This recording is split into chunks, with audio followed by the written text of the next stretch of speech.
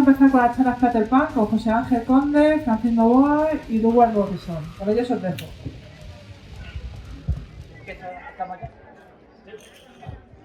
Bueno, a ver, empiezo yo, soy Douglas Morrison. Bueno, hay una diferencia entre lo que provoca miedo y lo que provoca náuseas. Con esta cita de Robert Bloch comienza la antología que nos trae aquí, Gritos Sucios, una antología de Peter Pan.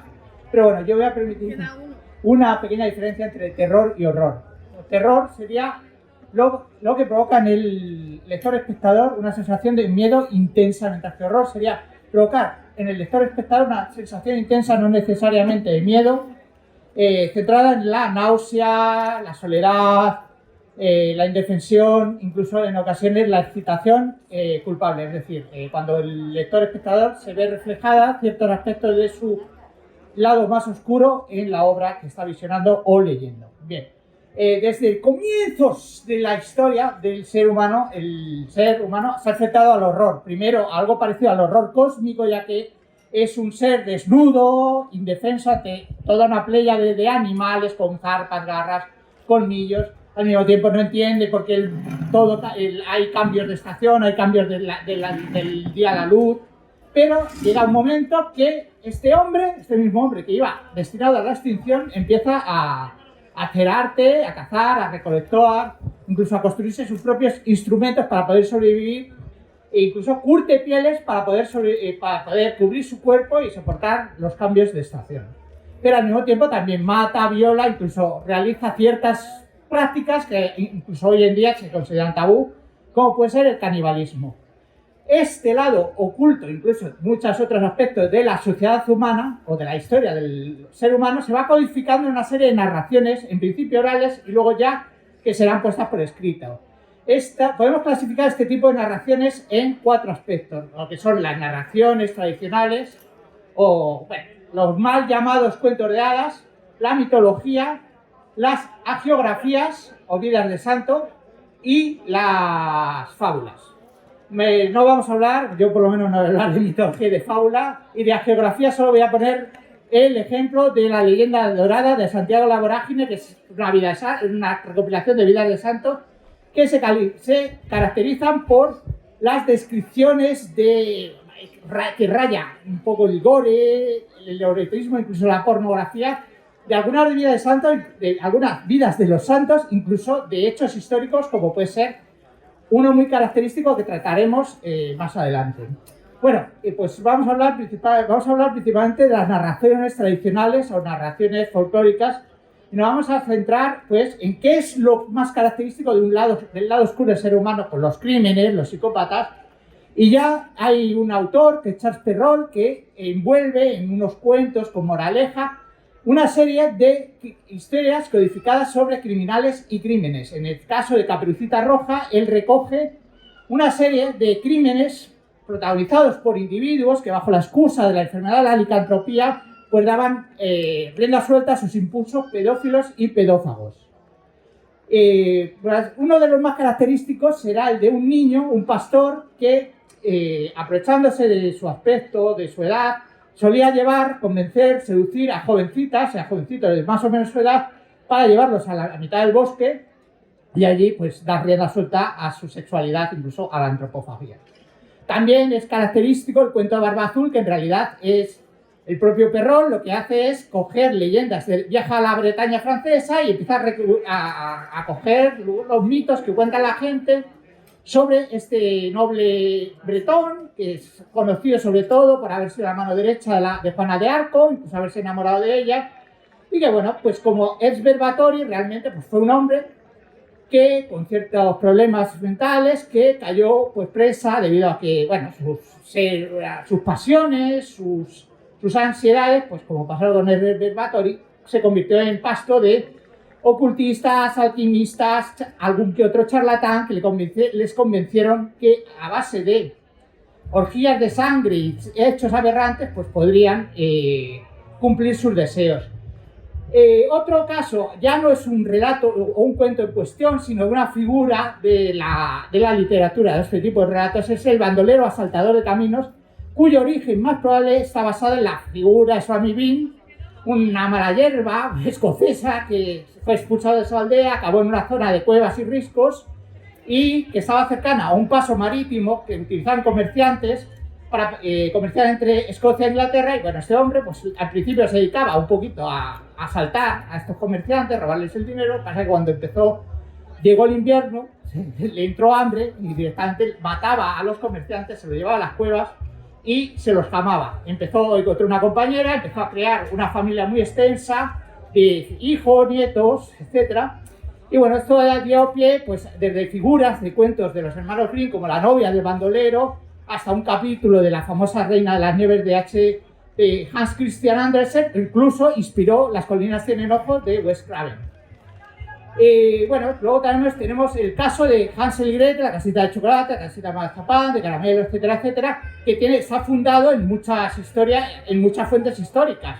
Fundamentalmente se considera que las hambrunas de la Selva Negra, aunque podría haber ocurrido durante las cruzadas a manos de estas personas que fueron beneficiarias de los documentos del Papa para salvarse de sus crímenes, podría haber ocurrido en cualquier zona sitiada, como narra el propio Santiago la Vorágine en La leyenda dorada, cuando habla de la viuda de un comerciante caído en desgracia que recurrió al canibalismo con su hijo neonato, prácticamente un niño de teta, para evitar que se lo comieran los vecinos durante el sitio del general Tito de la ciudad de Jerusalén. Podría haber ocurrido incluso durante la guerra civil o la guerra de independencia, o incluso durante la Unión Soviética de Stalin. O sea, puede ocurrir en muchos sitios. El tema es que cuando en la cuenta José de está considerada las hambrunas de la leyenda negra, se evolucionan tres aspectos. El primero es una narración en la cual pues, más o menos se cuenta papá, mamá, hijo, hija, hay una hambruna, los padres esperando que acabe la hambruna cuanto antes, matan al hijo, lo cocinan, se lo comen entre los tres, no acaba la hambruna, pues matan a la hija, se la comen entre los dos, siempre esperando, yo qué sé, poder tener más hijos, lo que nos hace pensar que en la Edad Media la mujer no llegaba a tener la menopausia y durante toda la vida pues debía ser que era fecunda, entonces no le daban importancia a perder hijos. Y bueno, claro, un niño pequeño pues no podía ayudar en la casa, no cazaba, no recolectaba, era un gasto, una boca. Entonces, ¿qué es lo que ocurre? Bueno, pues ¿qué pasa? Siguiente versión, y además elaborada. El padre, un poquito inconsciente, dispuesto a morirse de hambre, dice, no quiero caer en la tentación de comerme a mis hijos, y tampoco quiero que se los coma uno de nuestros vecinos. Pierde a los niños en el bosque. La madre, mujer, con más cabeza, más práctica, se viste de anciana, convence a los niños para llevárselo a una cueva a donde los asesina, los cocina, se los lleva a casa para que se lo coman entre los dos y no mueran ninguno de hambre. Bueno, pues prácticamente esto es lo que podemos hablar de las narraciones. Pues estas narraciones, como hemos dicho, como es de dominio público, se van conociendo de forma oral hasta que en el siglo XVIII y XIX empiezan a ser recopiladas por escrito pues, por gente en Francia, Charles Perrault y sus discípulas, aquel grupo de generación de escritoras que bueno, le tomaron a él como maestro. En Alemania los famosos hermanos Grimm, en las zonas eslavas, Afanasiev, que es aquel que nos ha traído desde cuentos sobre los vampiros eslavos hasta los famosos cuentos de Baba Yaga, los tenemos gracias a Afanasiev. Y en Latinoamérica, pues bueno, tenemos a base de trabajos antropológicos en Argentina y en algunos puntos, pues sabemos que existe el título de los niños resucitados. Sabemos que existe un cuento que es la Casa de las Torrejas, aquí en España sería la Casa de Azúcar, que es otra versión de Hansel y Gretel, la vieja Chichima.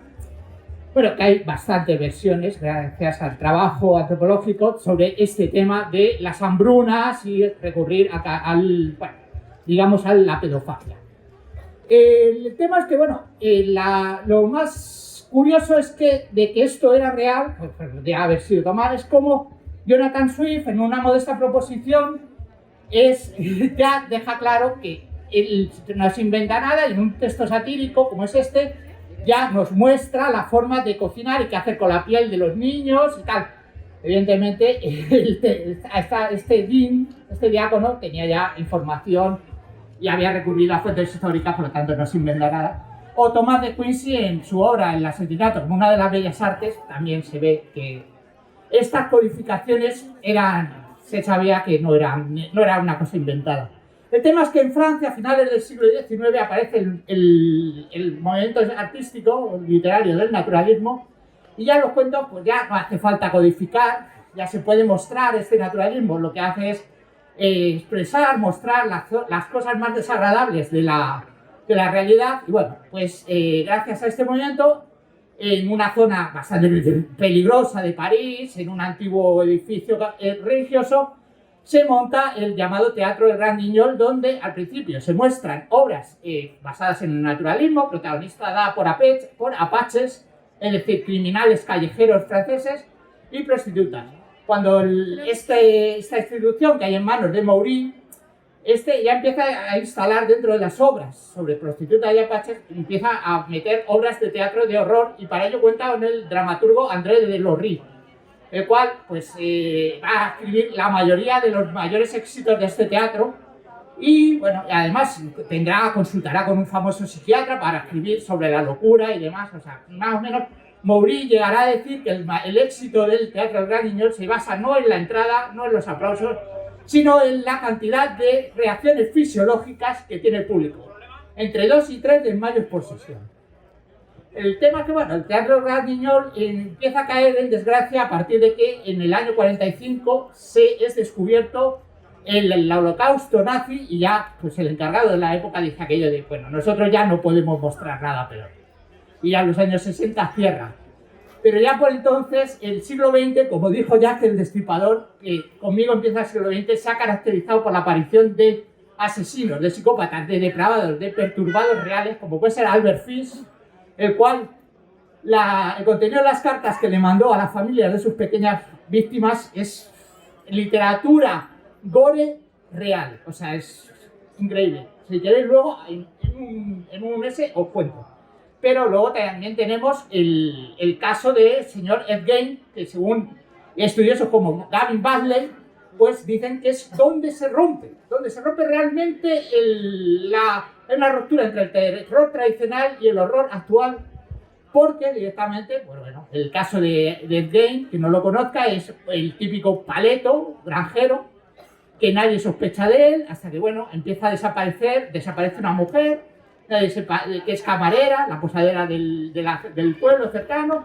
Luego desaparece la dueña de la ferretería, y ya dicen, oye, pues a lo mejor este tío que dicen que se cargó a su hermano, a lo mejor sabe algo. Y entran en su granja y encuentran a la ferretera colgando totalmente desnuda, boca abajo, sin cabeza y abierto en canal como una res, y siguen entrando en la casa y se encuentran muebles tapizados con piel humana, la pantalla de la lámpara con piel humana, una caja llena de sexos femeninos, cuencos, tazas hechas con cráneos. Incluso cuenta la leyenda que un traje de mujer hecho con partes y un tambor hecho con hueso y piel que decían que Ed Gein utilizaba, se vestía de mujer con él y luego tocaba el tambor a la luz de la luna. Y bueno, esto va a inspirar a Robert Bloch, el miembro más joven del círculo de Lovecraft, para escribir su novela Psycho, que luego, un año después, en 1960, adaptará Alfred Hitchcock, el cual queda impresionado tanto por la novela como por el asesinato, igual que ha ocurrido con toda la sociedad americana de la época. A partir de pues, desde seguidores de Lovecraft, como Ramsey Campbell en Inglaterra, y otros tantos escritores de la época, irán girando del terror clásico al horror actual, pues tratando menos al monstruo clásico y más al psicópata. Ramsey Campbell, solo hay que decir que es el autor de la famosa ópera prima de Jaume Balagueró, Los sin nombre. Bueno, entre los autores que se considera que son inspiradores del movimiento que hoy nos trae aquí, el Splatterpunk, está la británica Angela Carter, la cual con su obra La cámara sangrienta, pues directamente lo que hace es versionar todos estos cuentos de los que hemos hablado, pero desde una forma sin abandonar un cierto feminismo bastante diferente al actual, pero fue su propio feminismo. Nos muestra una serie de escenas muy gráficas de sexo, sangre, incluso hay momentos de su relato más conocido, En compañía de lobos, que es que te entra asquito, realmente te entra asquito. O sea, Y bueno, entre mucha gente, estudiosos, entre ellos el nombrado Gavin Buckley, la considera como una de las madrinas del movimiento Splatterpunk junto a Robert Bloch. Decir que, bueno, más o menos, con esto a cabo, es que los miembros de este movimiento empiezan ya, a finales de los 70 empieza a verse lo primero, pero sus primeros libros los publican en los principios de los 80, considerándose La Autopsia, el primer relato Splatterpunk, y bueno, las primeras novelas así más destacadas pues son Off-Season, Al acecho, de Jack Ketchum, The Cellar, El sótano, de Richard Laymon, y bueno, por supuesto la colección de relatos en varios volúmenes de 1980, que empezó a publicarse en 1983-1984, que es Libros de Sangre, pero bueno, tenemos autores a Craig Spector, Skip, que son más cinematográficos, centrados en los zombies, bueno, como crítica a la sociedad capitalista.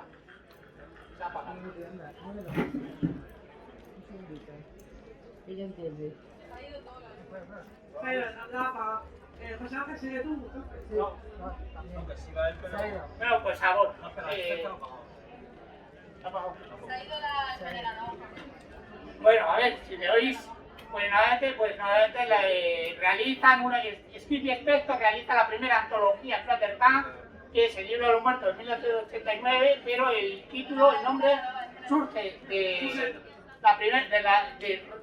George Romero, que nombra Splatter a su feeling, en Amanecer de los Muertos Vivientes, y después, claro, el punk viene porque ellos se consideran exploradores de los límites, gente que lucha y se contrapone se contrapone a los academicistas, etcétera, etcétera, etcétera. Vale. Bueno, pues ya José Ángel va a continuar un poquito. Pues después de la introducción de Luis, yo voy a intentar hablar un poco de lo que es la evolución del Splatterpunk, sobre todo en diferentes países y lo que es a lo largo del tiempo, ¿no? Hasta llegar a la actualidad. Entonces, sobre todo tendríamos, antes de este movimiento Splatter, tenemos ya en una época tan temprana como la primera mitad del siglo XX, tenemos el movimiento Roguro, que es producido en Japón. Digamos que está muy enraizado en la tradición extrema japonesa, del teatro kabuki, también de los cuentos de horror, incluso del arte ukiyo-e. Y este movimiento, la característica que tiene es que mezcla, pues aparte de elementos extremos, pues mezcla también un fuerte contenido erótico, incluso con parafilias, etc. Y también bastante componente de escatología. El principal autor sería de Wagwa Rampo, y luego, digamos que sería continuado por los autores de la escuela decadente llamada también Mureija, ¿no? de la época de la posguerra japonesa. Este movimiento pues continuaría también sobre todo en el manga, está bastante enraizado en el manga. Digamos autores como Sojiro Maruo, Hideshi Hino, y en la actualidad tendríamos a Shinichi Takago y Junji, pues autores que también exploran un poco el horror cósmico, pero están siempre con una intención de mezcla de sexo, violencia, etc. Luego tendríamos que el eroguro se diluye un poco en lo que es la ficción transgresiva y en el thriller, la novela negra. En el caso de la ficción transgresiva tendríamos a Haruhi Murakami, que con su novela Audition, que fue adaptada por Takashi Miike en 1900, los años 90, que digamos que es un autor que no es especialmente splatter, pero que en algunas de sus novelas pues incluye estos elementos. Y en el caso del thriller pues tendríamos autores como Natsuo Kirino, que es una novela un poco más centrada en el crimen, pero mete también elementos de violencia extrema. Luego en el mundo anglosajón, ya después del movimiento splatter propiamente dicho, tenemos a partir de los 90 que el splatter se diluye un poco en lo que es en la ficción transgresiva, digamos, una literatura que explora un poco lo transgresor, los personajes marginales, pero ya empieza a introducir elementos splatter, con lo cual el splatter pues digamos que pasa al gran público, entre comillas, no es una novela un poco independiente, pero empieza a tener más éxito. Entonces tendríamos novelas, sobre todo en la década de los 90, que es la época en que tiene inclusión este género, la ficción transgresiva, pues novelas como American Psycho, que se puede considerar propiamente splatter, ¿no? De Bret Easton Ellis sería esta novela. Luego tenemos el caso de Chuck Palahniuk con la novela Fantasmas, que en algunos de sus relatos pues, introduce elementos bastante extremos. Por ejemplo, en uno de ellos incluso describe la descomposición de un cadáver con todo lujo de detalle, ¿no? Luego tendríamos también a otro autor llamado Dennis Cooper, que es famoso por el ciclo de George Miles. Sobre todo es una serie de novelas que tratan el tema homoerótico mezclado también con violencia extrema. sobre todo su novela Caché, de este ciclo. Luego tendríamos que, después de la ficción transgresiva del 90, el splatter también sería tratado por géneros como el bizarro, ya un poco, digamos, finalizado los 90, entrando ya en el siglo XXI. El bizarro, pues aparte de ser una de las vanguardias del siglo XXI, pues también recurre a muchos de los elementos splatter, incluso muchos elementos autorreferenciales de lo que es el cine de terror, etc. Autores como Carlton Mellick III, con The Cannibals of Candyland, o Ed Seed, y Laura Libar, con Porno religioso improvisado, ¿no? Han sido libros, algunos de ellos publicados en España, ¿no? Luego tendríamos, propiamente Splatterpunk, tendríamos el Reino Unido, que es un gran filón de autores.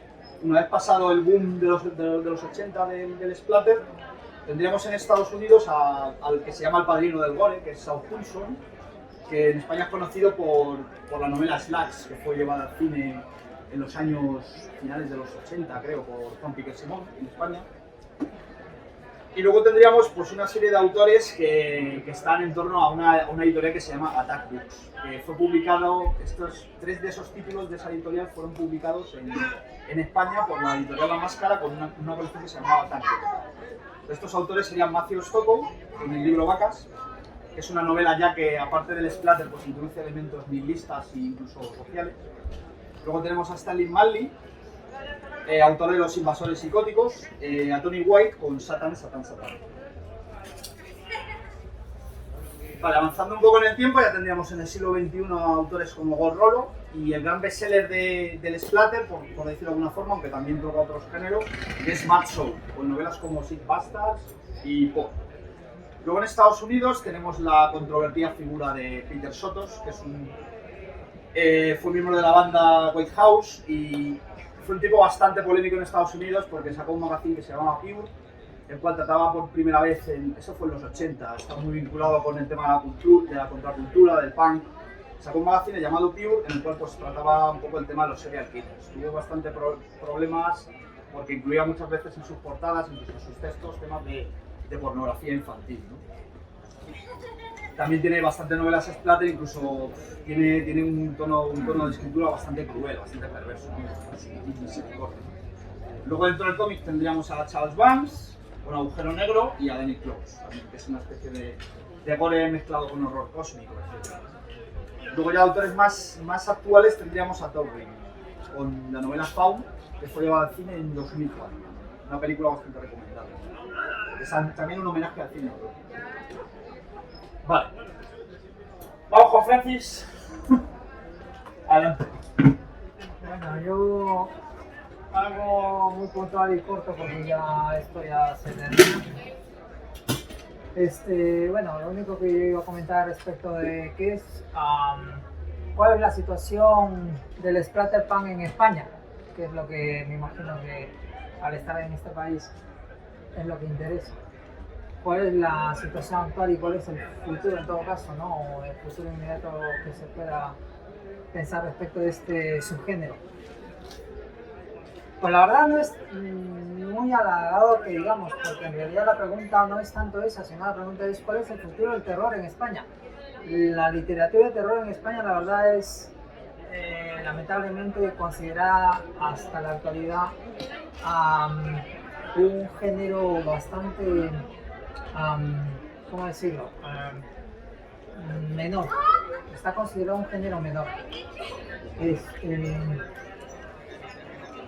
El terror, ojo, y ya no os digo nada del Splatterpunk. O sea, fíjense, si el terror ya está considerado un género menor, el Splatterpunk, imagínense cómo está considerado. Totalmente marginal. ¿A qué se debe esto?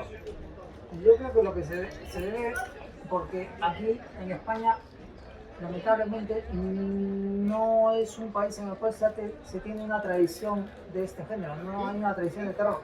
No ha habido un Edgar Allan Poe, no ha habido un Lovecraft, por tanto no hay un referente y por eso es que se considera, pienso yo, de algún modo un género menor.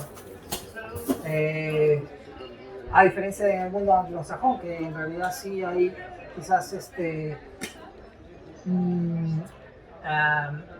está considerado, tiene una tradición de no solamente de años, sino diría yo incluso de siglos, nos llevan en ese aspecto bastante adelantado. Eso por un lado. Luego está el tema de que la gente ahora mismo no lee, o sea, los chavales no leen, ¿qué diga? O sea, y antes que leer terror prefieren verlo en una película, en una serie de televisión. Entonces, por tanto, se va reduciendo la esfera. A mí cuando me han preguntado en lo personal, y yo soy franco con todo el mundo, me dicen, oye, yo quiero ser escritor de terror, ¿qué me recomiendas para tal? Yo digo, mira, ¿sabes qué? Aprende inglés. Aprende inglés lo mejor que puedas y escribe en inglés. Esa es mi manera de pensar. ¿Qué queréis que os diga? Yo no soy muy optimista en este aspecto. A mí me gusta el género, lo escribo, pero la verdad aquí es un nicho, un mercado muy pequeño, muy... todos nos conocemos, Lu y mi amigo José Ángel os pueden contar tranquilamente que conocemos al mundillo, es muy pequeñito, es un puto gueto, o sea, siempre decimos un puto gueto y nos conocemos todos y siempre prácticamente los que publicamos somos los mismos, entonces yo no sé si esto más adelante cambiará para mejor o no, no lo sé, puede ser que la generación más adelante por ahí haya alguien que esto cambie en algún momento, pero ya os digo que la verdad en ese aspecto no, yo no le veo, vamos, mucha esperanza, así que bueno, es lo único que tenía que decir, así que bueno, en fin, que ya está. Venga, vamos a ver.